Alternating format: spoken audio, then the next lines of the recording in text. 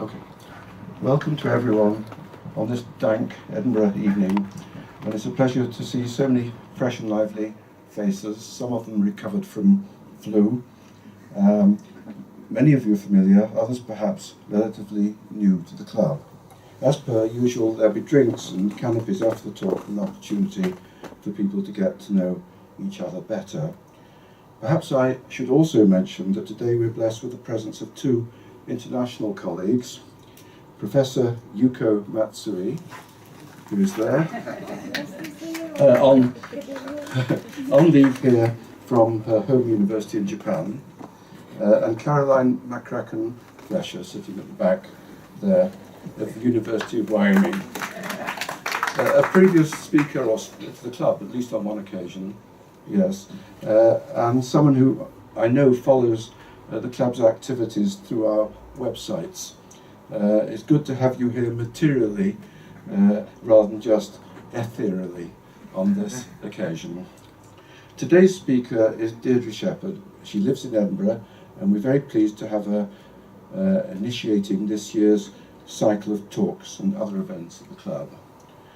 She has a long-standing interest in Walter Scott and completed her PhD at Edinburgh University under the supervision of myself, with the guidance of the late lamented Susan Manning, on the subject of Walter Scott, James Hogg and Uncanny Testimony.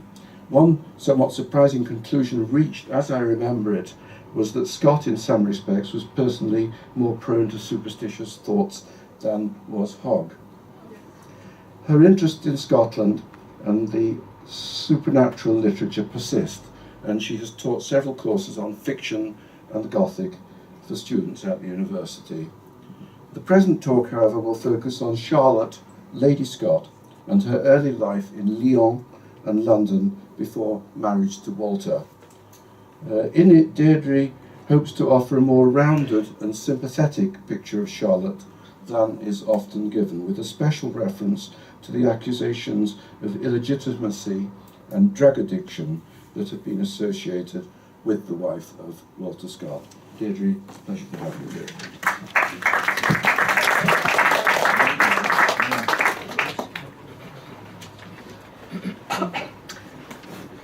Thank you, Peter. It's very kind. Welcome. Hello, good evening. Before I begin tonight, I would just like to acknowledge the assistance given to my research by the efforts of Elizabeth Dexter and Dorothy Quinn, two American scholars. Elizabeth Dexter especially was an ardent champion of Marguerite, Lady Scott, and her scholarship has been of tremendous help to me. The wife of Sir Walter Scott had few admirers in her lifetime and lost even those after her death in 1826. Her life has attracted little attention to date, and Scott's many biographers, mostly male, have tended to focus on two aspects of her life with disapproval: her possible illegitimacy as the supposed daughter of Lord Downshire, and her putative opium habit. We rarely hear her voice or experience private life in the Scott household from her perspective, and we might wonder why. Charlotte's biography might turn out to be a short one, but it's hardly insignificant. There are unexpected difficulties in reconstructing her life, even though she was part of a very famous household. Charlotte has left little actual testimony, whether letters or diaries. However, there may be other ways of recreating her life, especially as a woman within the context of European social and historical upheaval. Her story must include the French Revolution and the struggle against Napoleon in 1803. Her early life in London took place during the Georgian era, with its emphasis on fashion, politics, music and polite society. Living in the de Mergue residence in York Place, Portman Square, London, for at least 10 years, Charlotte was part of an elite. The sophisticated and cosmopolitan world of art and architecture that she inhabited was one that read novels and poetry and gave lavish parties. It was a social circle connected with royalty. Charles de Mergue was surgeon-dentist to monarchy, and it was one of significant wealth. This paper will sketch her early life, with some reference to her family and those relationships in London. I want to include some letters to her brother Charles, where we can hear her voice directly, unmediated by chauvinism, whether national or gendered. I hope to explore the context of her marriage to Walter Scott and suggest some of the reasons for her unflattering depiction in biographies of him. I'll finish with some brief comments on the problems of biography as a genre when it comes to writing women's lives. Before this, however, I want to turn to the title for my paper. It occurs to me that the words disorderly outsider could be read as disparaging, indeed even as a critical summary of her life. This would put me in the company of men such as Henry Fox, Donald Carswell and Arthur McNulty. These four comments are quite representative in terms of the sample of the general opinion of Charlotte, and I'll return to them later as I believe them to be mistaken and long overdue for challenge. I certainly do not agree with them, and in fact I hope to argue that their venom springs more from each man's reaction to Charlotte and her unique position in Scott's life. In particular, I want to argue that disorderly refers instead to someone, perhaps particularly a woman, who is associated with upsetting the conventions often associated with life in early 18th century Scotland. I'll just pause here for a minute. The first one, Henry Fox, refers to what he considers to be her alcoholism. The second quote's probably quite familiar to many of us who've encountered Hogg, who was Lady Scott originally. Carswell gives us the view that she was shallow, ignorant, extravagant, pleasure-loving and selfish, while McNulty, who wrote a very sentimental biography of Scott called The Wounded Falcon, discusses her as having no sympathy or appreciation of her husband's genius or literary work. They're to her mere counters. We'll come back to these. However, I think there was a criticism levelled at Charlotte for sitting in her drawing room in the early days of her marriage, both by her landlady and Scott's mother. Lockhart tells us how Charlotte would later, quote, laugh heartily at the remonstrances of her George Street landlady when it was discovered that the Southron lodger chose to sit usually, and not on high occasions merely, in her drawing room, on which subject the mother-in-law was disposed to take the thrifty old-fashioned dame's side. And it's an end quote from Lockhart. In Lockhart's eyes, that anecdote's just a little drawl comment, except that it isn't. Because where is Charlotte meant to sit? It seems to be expected of her that, as a young married woman, her role is to be part of that invisible female domestic army, leading a tacit existence.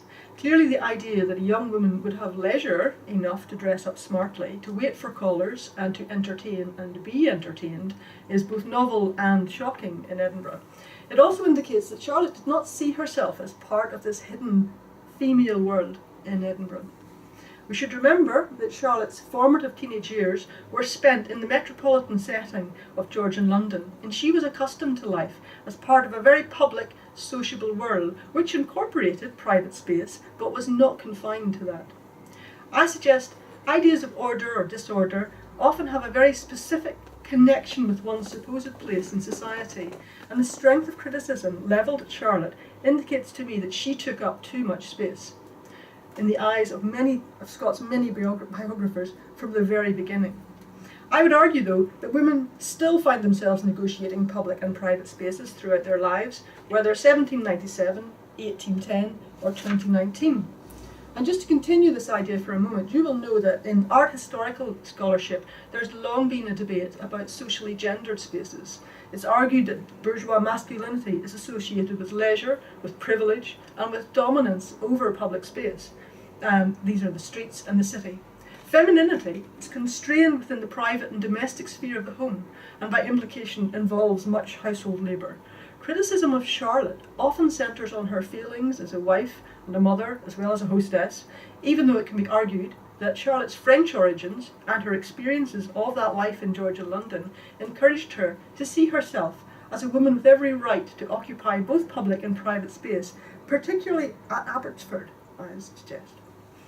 At this point, I only want to raise this question to suggest that her subsequent characterisation as a serious disappointment in her many roles in Scott's life may originate more in the offended eyes of those men who felt displaced by her rather than actual character feelings. Now, I'd like to begin with some of the paperwork from her early years. these are copies of her the marriage certificate first, and then the baptismal certificate. And the reason I'm giving you these documents is I hope it will counter the libel of her illegitimacy. The first certificate issued there in 1770 is signed by a priest called Gandin. He is the local curate of the parish of Saint-Nazaire in Lyon, and he issued this dispensation or permit to enable the marriage of Jean-Francois and Marguerite Charlotte Voller in order to take place in the parish of Saint-Eustache in Paris. Permits dated 12th of February 1770. So both bride and groom were clearly therefore living in Lyon before their wedding in Paris. It was in conformity with church regulations of the time that marriages should take place in the home parish of the bride, partly as protection for her, so the ceremony could be locally and legally observed. There may also have been a financial reason, though, for the permit, because this way the church fees for the marriage weren't entirely lost to the parish, but could be retained to some extent in Lyon.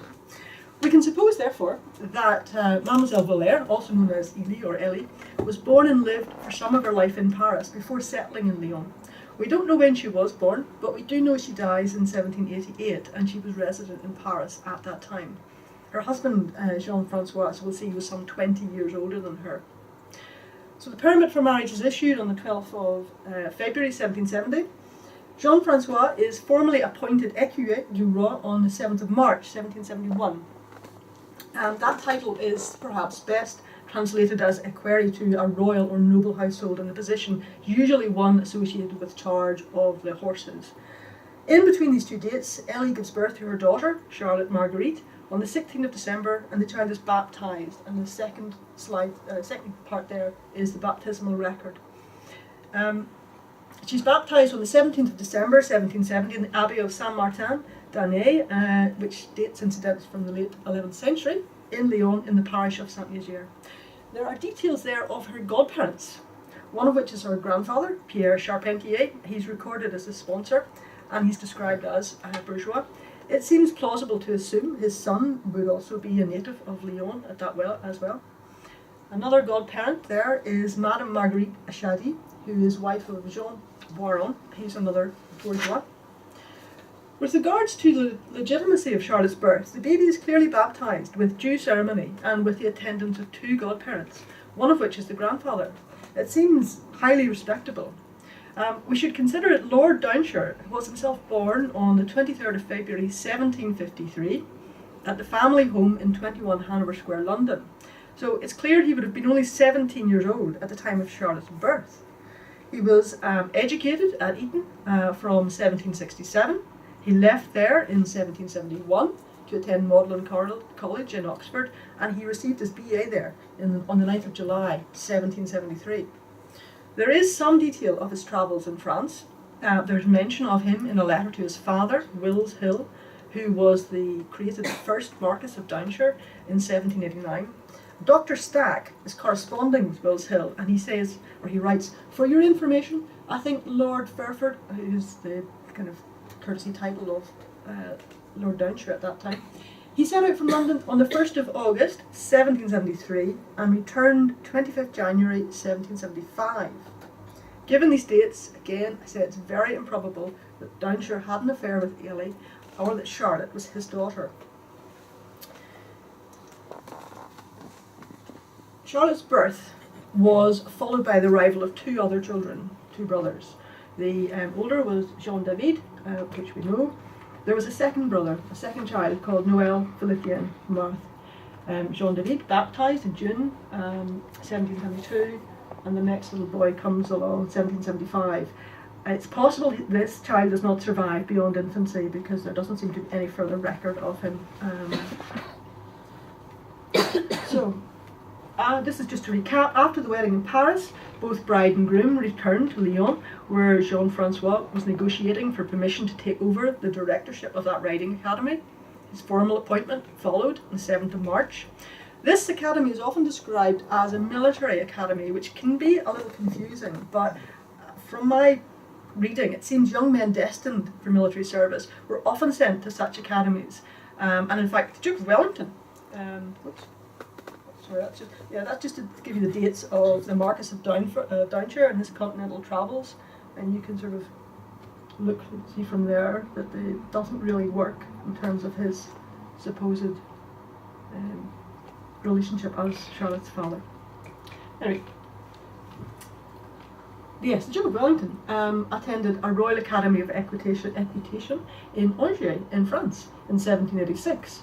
Again, often described as a military academy. And I would just point out, it's rather bare. You'll see the room there with the small boys. This is Monsieur Pignerol, who's the director of the academy, and he's obviously instructing young Arthur. So, back to Lyon. Initially, business would seem to have been brisk, as well as lucrative.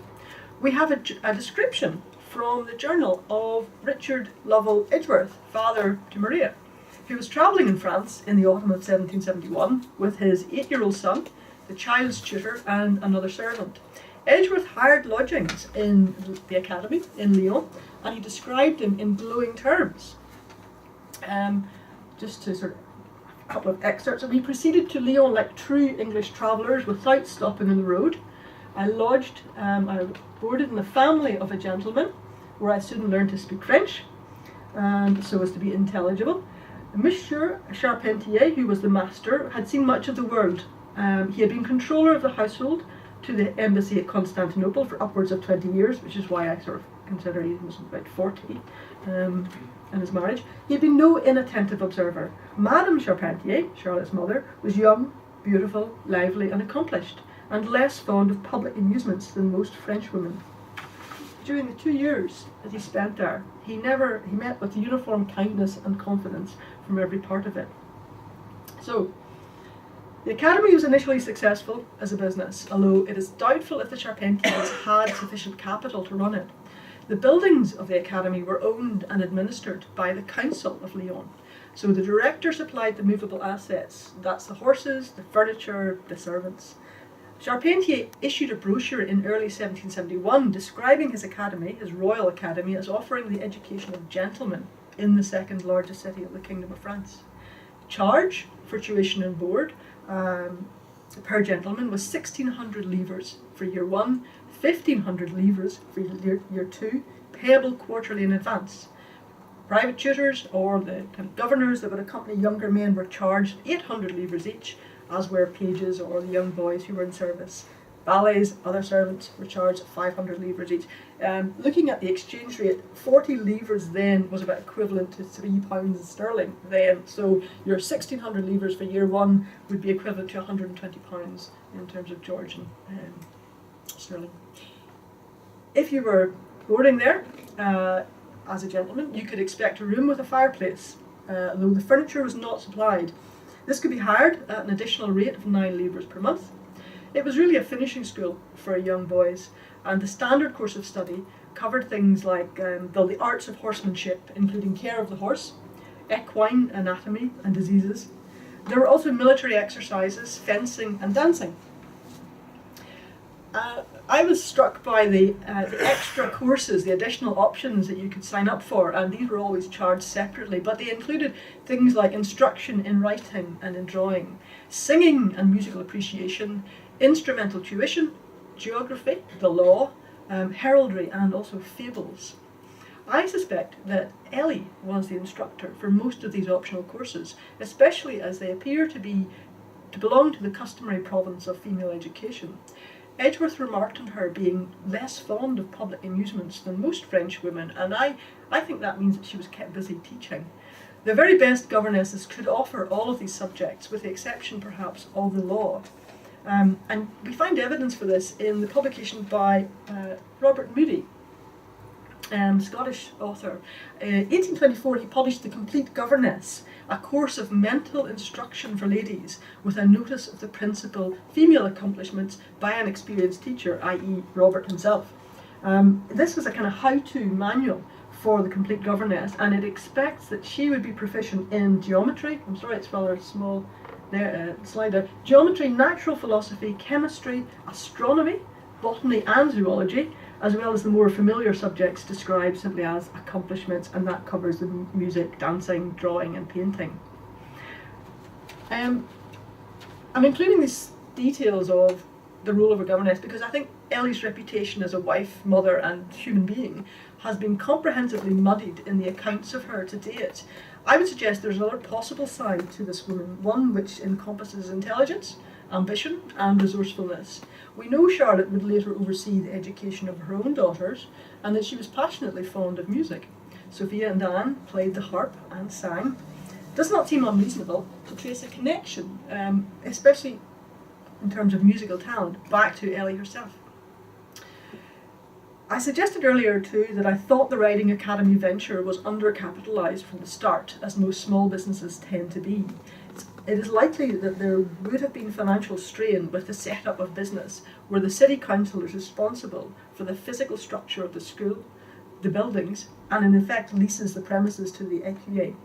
This could and did lead to complaints, misunderstandings, and financial difficulties. If the director does not own the fixed assets, it's unlikely he can raise the money to invest in the business and must depend only on his cash flow and any savings to support himself, the family, and also cover the running costs and the outgoings.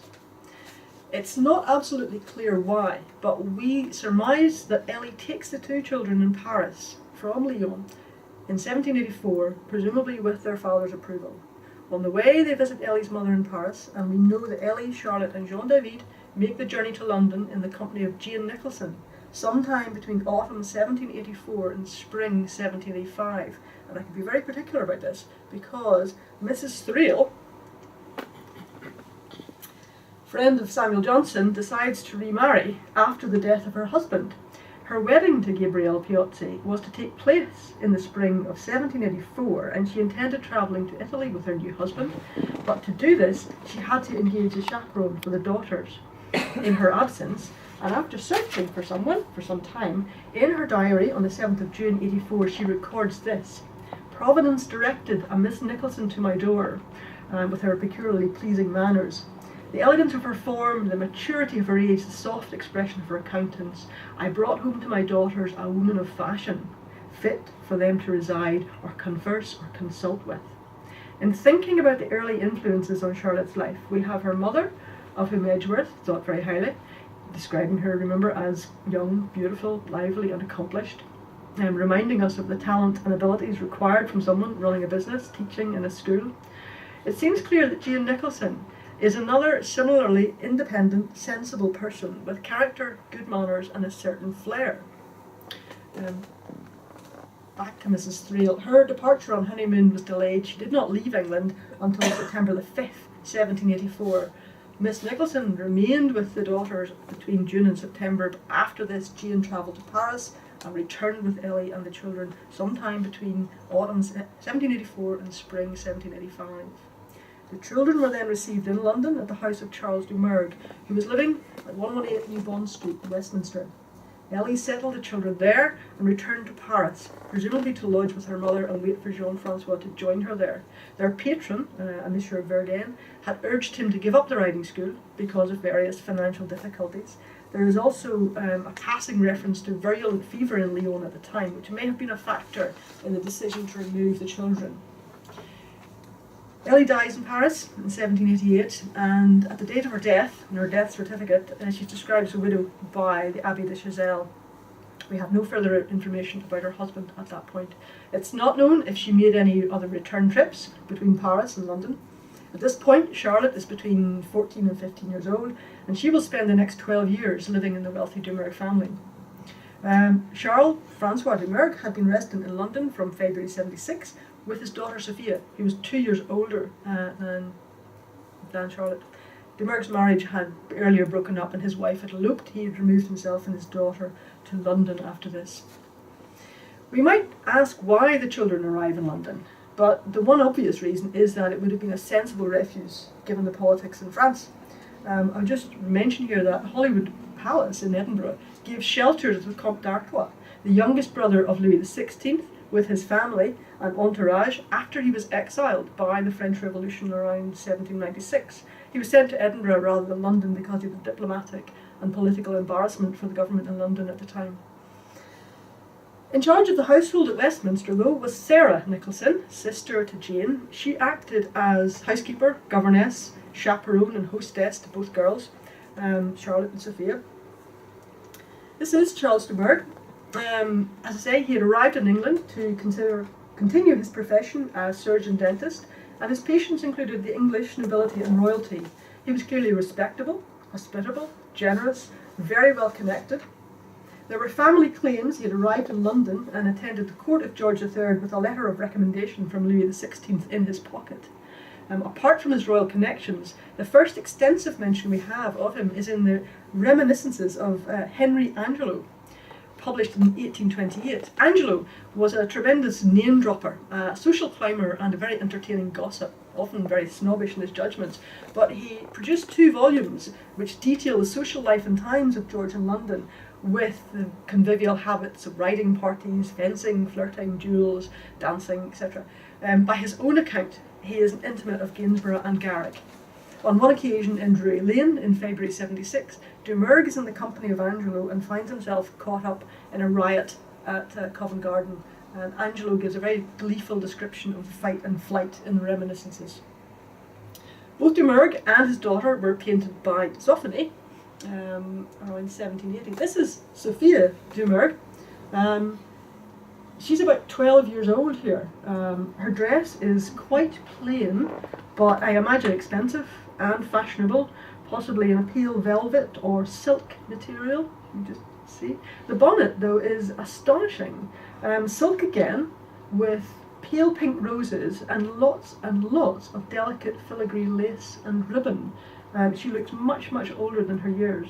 Despite her youth, as de Burgh's daughter, we know she helped to host salons in London, presumably along with Charlotte, not least because Sophia and Charlotte appear to have been close friends. It was Sophia who would organise the wedding trousseau for Charlotte later on, although Sophia herself never married. Charlotte and her husband would later stay with de Burgh whenever either of them travelled to London. On his death in June 1814, his estate was valued at nearly £50,000 and was all left to Sophia. Charlotte lived then in the de Burgh household while her brother Jean-David was enrolled in a boarding school at Hertford. The school was intended to prepare sons of the gentry for service in the East India Company, and the boy attends school from 1784 to 85. Lord Downshire does seem to be in charge of the finances for both children, and without question this has added to the persistent gossip that he was connected to them as something more than charitable sponsor. Before Jean-David enters the academy, however, he receives a new name. In May 1787, Jean-David, Charlotte and Sophia all attend St George's Church in Hanover Square, London, for baptism and rechristening. And the baptismal records here do seem to tally with the details of the dates in Lyon. The question perhaps is why? Certainly the ceremony is linked to the Anglicization of the names of all 3 French children. Marguerite has become Margaret, Jean-David is now John David. This last changes even more radically because Jean-David adopts Charles as his first name, perhaps in honour of Charles de Burgh. We don't know, but perhaps de Burgh saw him as a possible heir, or even a future marriage possibility for his daughter. In March 1789, Charles Charpentier began his intended career in the East India Company. His application is sponsored by Robert Slade, who is Lord Downshire's man of business.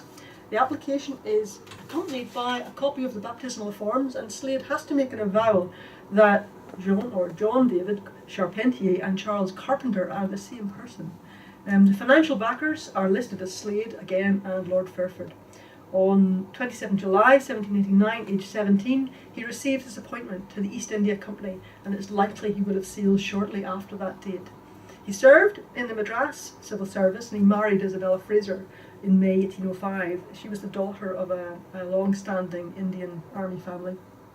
This is Isabella Fraser and Colonel James Stuart Fraser. Charles would die of unspecified fever in 1818, aged 46. But until then, Charlotte, that's just another copy of the baptismal certificate. Until then, Charlotte and he corresponded in the liveliest and the warmest of terms. Charlotte's letters to her brother seem to me to show a very loving nature, an enthusiastic spirit, and a shrewd awareness of the importance of family. We know Charles sent money to Charlotte regularly as an allowance, although he never returned to England. He never saw Charlotte or the de Burgh family again, dying as he did in India, although in his will he left an annuity of £150 to Jane Nicholson. He's clearly a man of substance. I have copies of two of the letters between the brother and sister here. The first dated 8th of October 1817, and the second dated almost a year later. The first one really just mentions family gossip, and I won't read them out, but it's really all about what they're doing. I've highlighted a sentence. You have no idea how seriously I look for the time it is to bring you back. It's quite clear that she misses him greatly. She promises country life with the addition of the very best society, and threatens to travel to India herself, I think, maybe on the next page. We receive visits from the most select and respectable of men.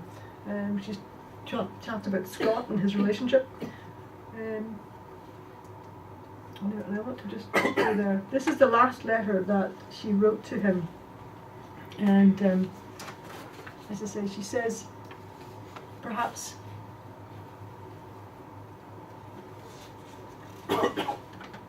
they'll be able to meet very soon.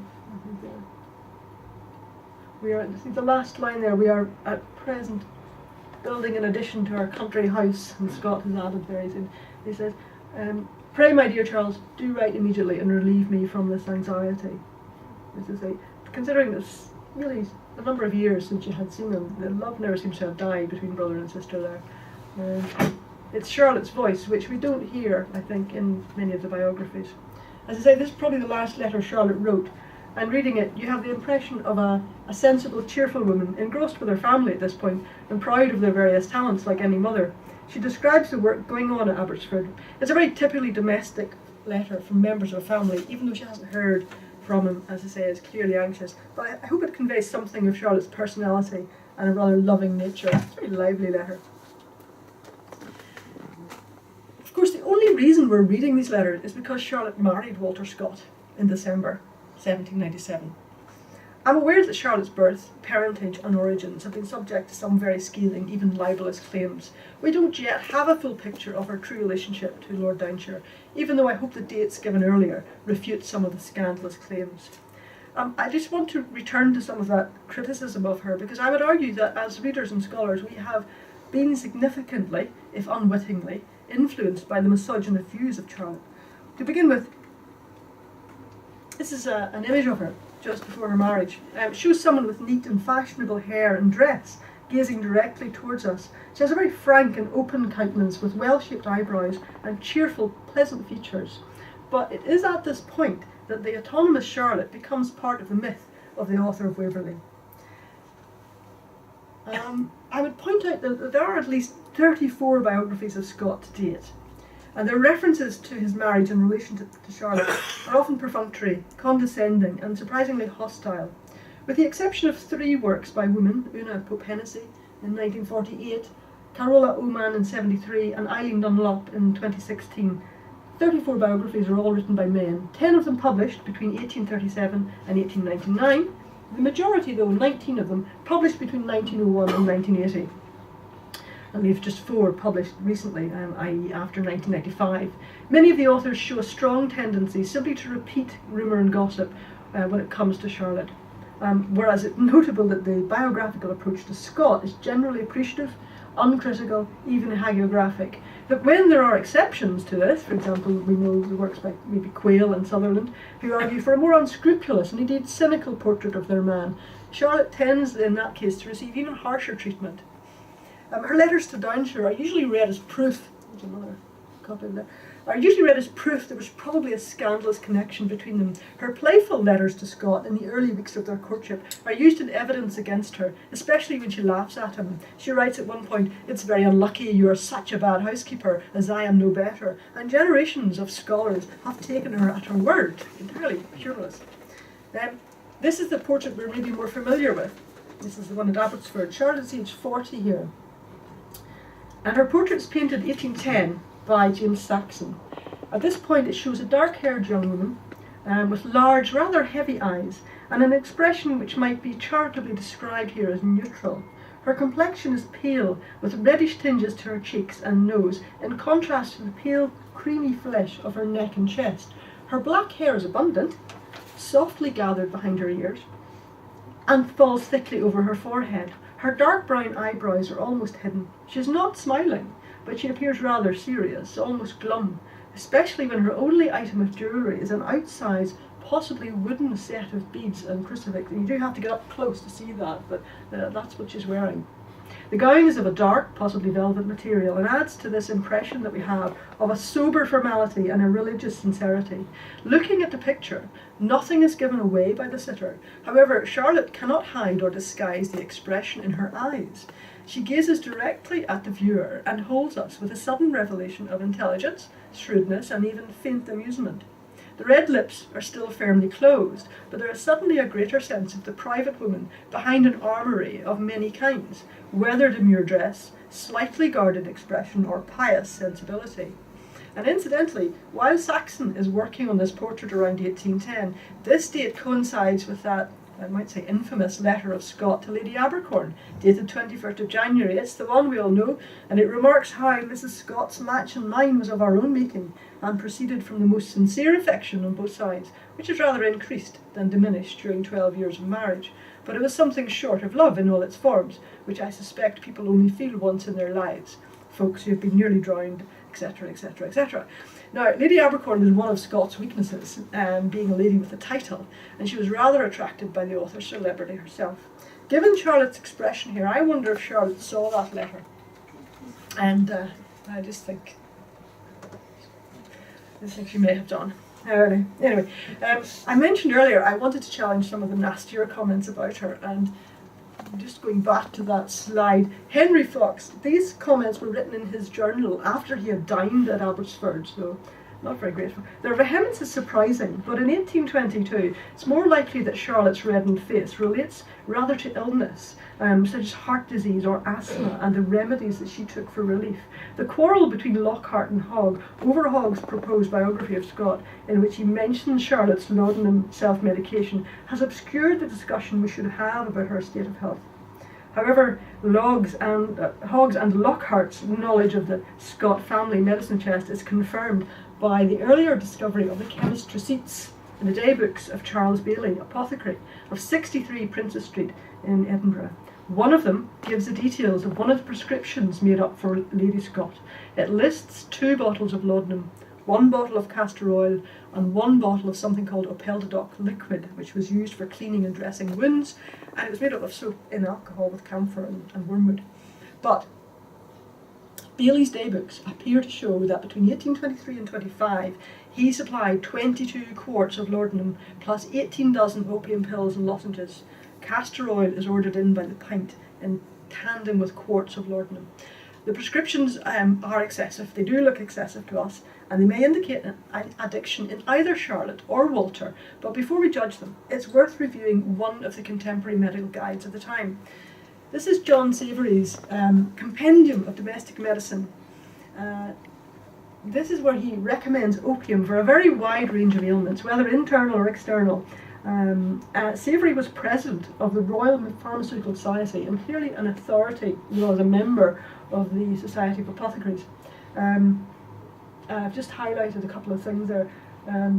One of the most valuable medicines that we possess, abates pain, prevents inflammation, decayed teeth, etc., etc. Laudanum is the kind of off-the-shelf preparation, which for your busy doctor. Opium, he goes on to sort of discuss, really as most extensively useful for all sorts of things: febrile affections, obstinate and irritating coughs, which we know Charlotte had, rheumatism is another thing.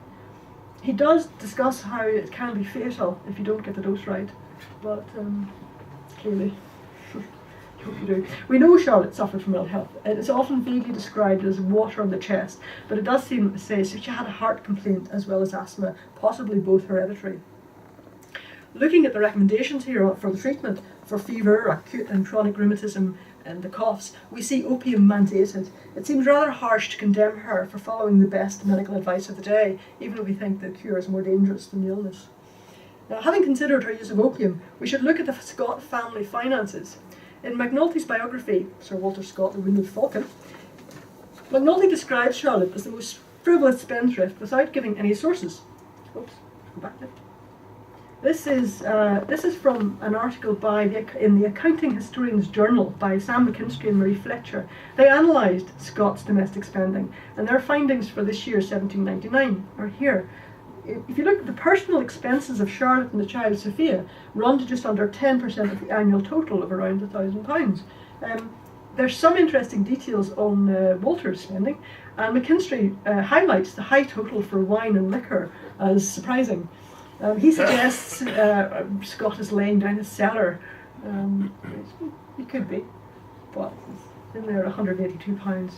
Whether or not this is the case, McNulty does dismiss Charlotte's financial outlays as entirely frivolous, based on her supposed attitude towards the mere counters, and he also, though, appears to discount entirely Charlotte's personal annual income, which was £200, I think, increased from her brother. This is worthy of note because it was economically important in their kind of early, especially in Scott's early career.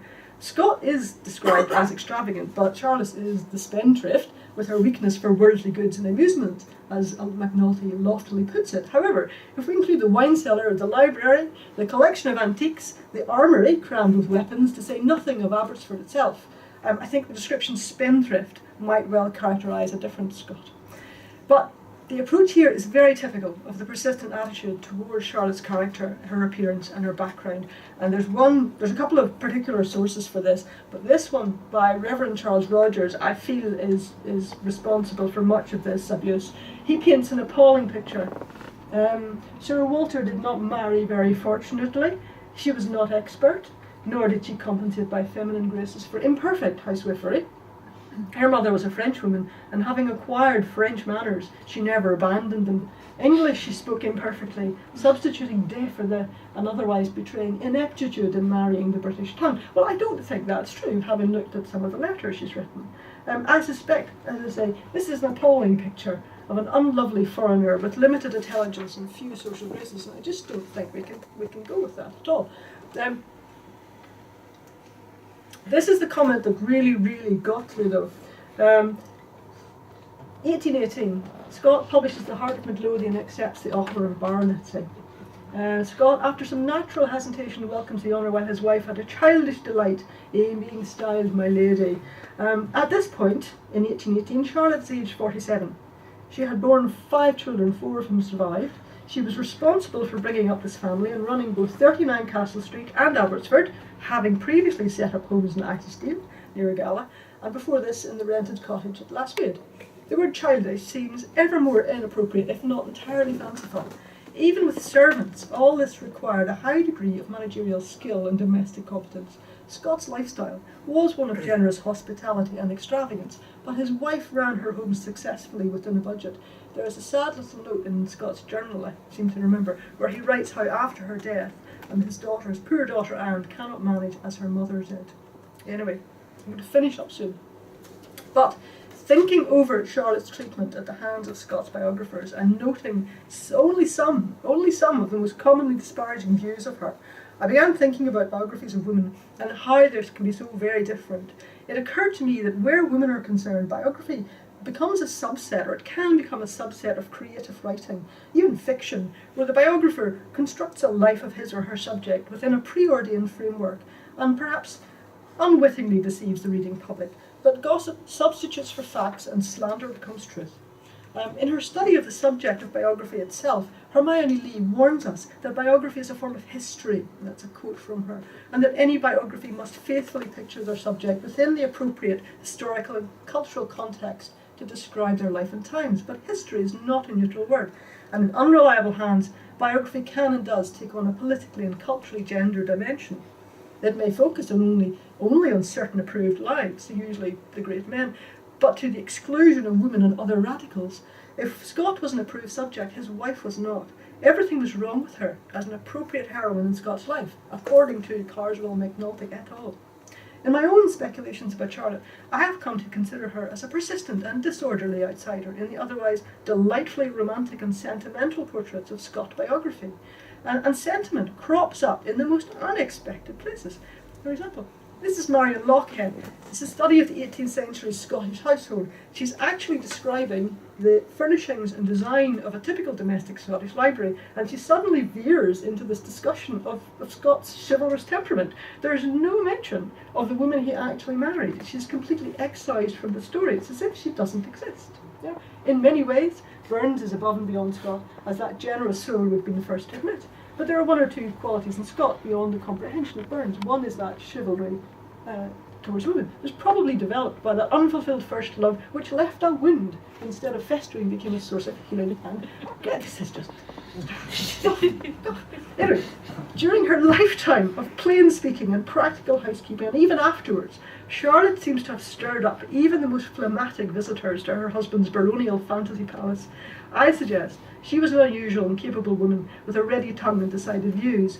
The hasty courtship in Cumbria and the apparent erotic subjugation of Scott to this older woman with a mysterious and probably scandalous past marked her out as someone persistently threatening to later mediators of Walter Scott, that healthy, heroic, curiously non-sexual pattern of manhood and male author. Scott's many biographers often comment on Charlotte's love of fashion and cosmetics, her preference for fine clothes, her extravagant delight in styling her hair, admitting to hair dye, even wigs. It was all too frivolous, too shocking, too sexy, and just too French. I will leave you with the thought that too often women's lives are seen only as, quote, events in the destinies of men. This is Caroline Helgren, who remarks in this way in her book, Writing Women's Life. I think this notion has hampered the investigation of women's lives, such as Charlotte's. To most of Scott's biographers, the substance of a woman's life began and ended as a romantic and chaste narrative, consisting only of a socially sanctioned quest for a suitor, preferably noble. Edgar Johnson is magisterial in his writing in Scott, but his description of how Scott falls in love uses the language of romantic fiction. It could be a novel entitled Gilsland. There's nothing wrong with romantic fiction, except when the living heroine fails to measure up to the romance of it all. And just one final example from Flaubert, Madame Bovary. This is a genuinely fictional heroine, Emma, having a bit of a Gilsland style moment. I would like to finish up now to an opinion of biographies and biographers. Phyllis Rose, author of Parallel Lives and Writing of Women, points out that biographies, but particularly biographies of women, can be an act of creation by the biographer responsible. She says, what I hold against standard biographies is not that they are unreadable, the best of them are highly readable, but they are not, as they pretend to be, impartial. Thank you. Okay.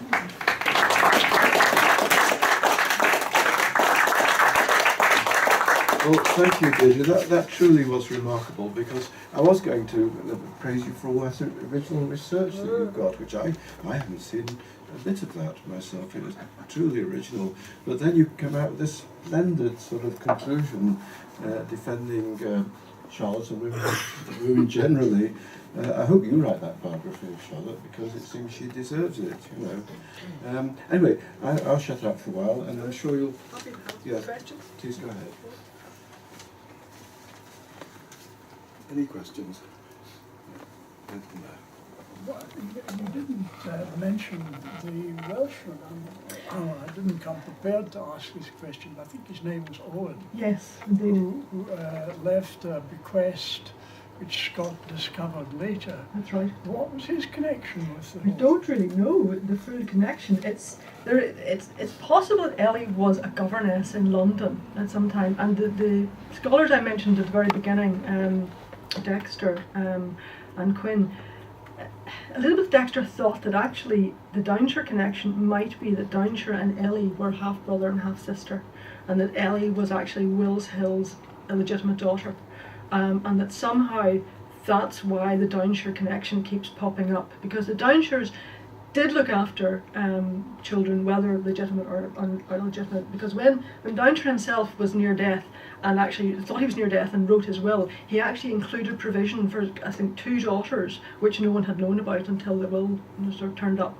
But with the Worriet Owen, investigation seems to have stopped. We don't know why he left the money to Ellie. We can't find any connection there as yet. It's still a mystery as to why that happens, I'm afraid. I can't offer any light on that. Thank you. Just back, I think. Oh, hello. That's a wonderful rewriting the feminine advantage. I just wonder again, in widening context of the times in which she lived, if Marguerite Charpentier kept any contact with the French émigré community that came over at the time of the French Revolution to England for the safety of their heads. There was Madame de Stael and these great Salonberry people who would have made part of London, Georgian London. Did she maintain any of her Frenchness in her when she came to Britain? It's very hard to say, and I haven't found any traces of that. It's not to say that there may well be something, but I think at the time, the age she was at the time, 13, 14, I'm not sure how far she could have perhaps carried on a correspondence. But it may be that there's more information in De Murg. We do know that there was correspondence between the Boltons in the Midlands and the De Murg household, and the Boltons were like manufacturers of silverware. And so there are letters there between Sarah Nicholson and Matthew Bolton. And there's an archive down in Birmingham which sort of details of various correspondence, because Matthew Bolton would come and stay with De Murg, but I haven't found any sort of French connections yet. The only postscriptive was, in fact, also because Walter Scott did the great biography of Napoleon. Did Margaret help him or make contacts with the original French family when he went to France? Was there time for that? Was there any, again, I just think of the old French alliance contacts. Did she help him in any way? I think she helped him with language, certainly. I seem to remember reading something somewhere about Margaret actually instructing him in different languages, or maybe it's in their letters between each other, and she promises either to learn Italian or to help him. And certainly, I'm sure she must have done.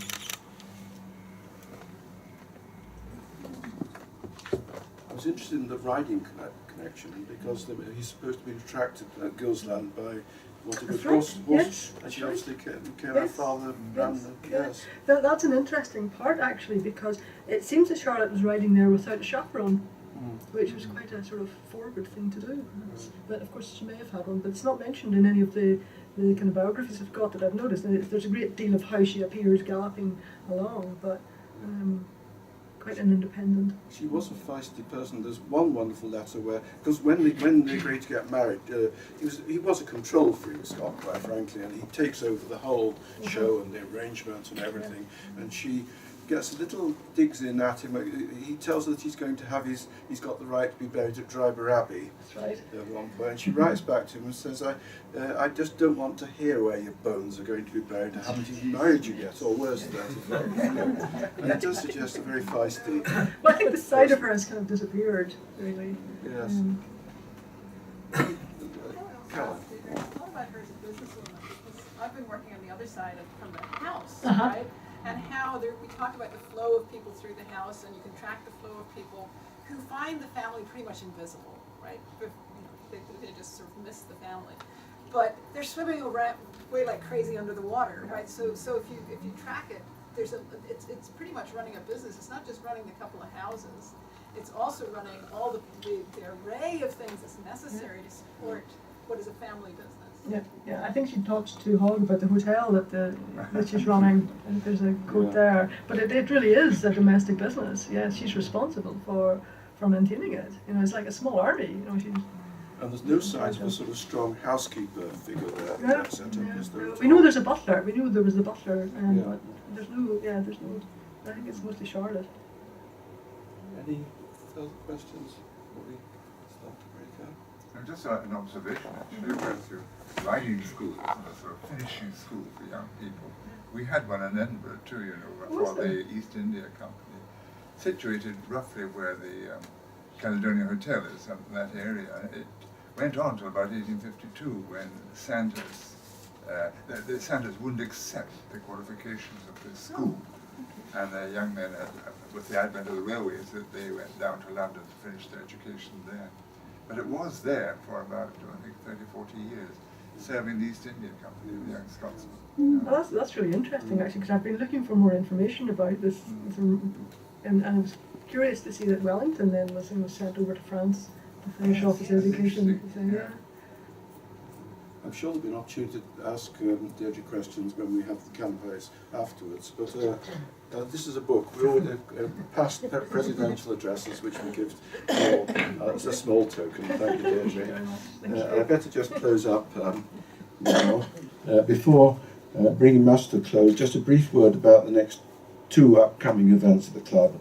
on Thursday the 4th of April, Dr. Gillian Hughes will be giving a talk on Scott's writing for the Edinburgh stage, an area of activity which is often overlooked, and he had a considerable input in that respect.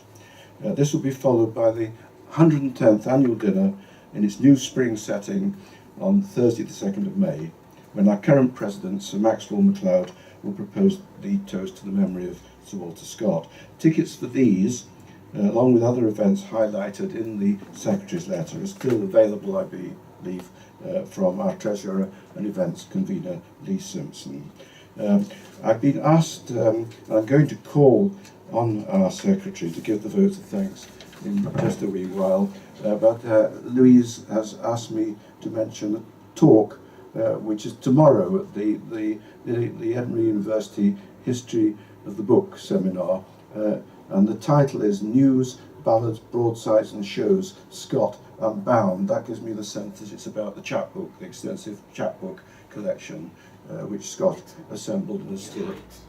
Is it midday or 1 o'clock? At the time, well, you can tell people, but I will say that. Yeah, I mean, it's Friday. Yes, that's right, tomorrow. The 8th of March, 12 o'clock it starts, 12 o'clock to 1 o'clock. Is there an actual venue I can mention? Yes, it's at 50 George Square. 50 George Square. I mean, anybody who's University. interested can come to me and I'll tell you more about Yes, it. But yes. Just it seemed suitable to. I'd go like a shot myself, but I've got to go somewhere else tomorrow. But it does sound a very interesting thing. So all that remains for me now is to call on Louise to give a vote of thanks for the time. Just squeeze through here. Great. Well, thank you very much indeed for an astonishing talk. I wasn't quite sure what to expect, how much we know about her and so on, but I certainly wasn't expecting quite so much information about her early life, which was wonderful, because of course if we want to understand the person we need to know where she came from, how she grew up, in what circumstances she grew up. And it seems, I mean, you have mentioned this, but it seems that in a way she was very, very unlucky, because she ended up in Edinburgh and Abbotsford sort of an outsider in many ways. And it does appear that people have not really, didn't reach out to, if somebody is different, as she obviously was, you can either say, well, she's not like the others, and therefore I'm not really interested. Or you can say there's something there that's different and might be interesting. And that doesn't seem to have happened much, which is sad, but if perhaps she didn't invite that. We just don't know. But thank you very much for all the information that was there, and was actually obviously quite a lot. One question that remains and hasn't yet been addressed is what was Walter Scott's role in all this? Because if his wife was that poorly regarded, did he support her? Did he support her publicly? Was the relationship not a good one and he didn't bother? What was his role, and how hard did he try to make life perhaps a little bit easier for her? That, I think, is something that probably needs to be explored at some other time. But thank you very much.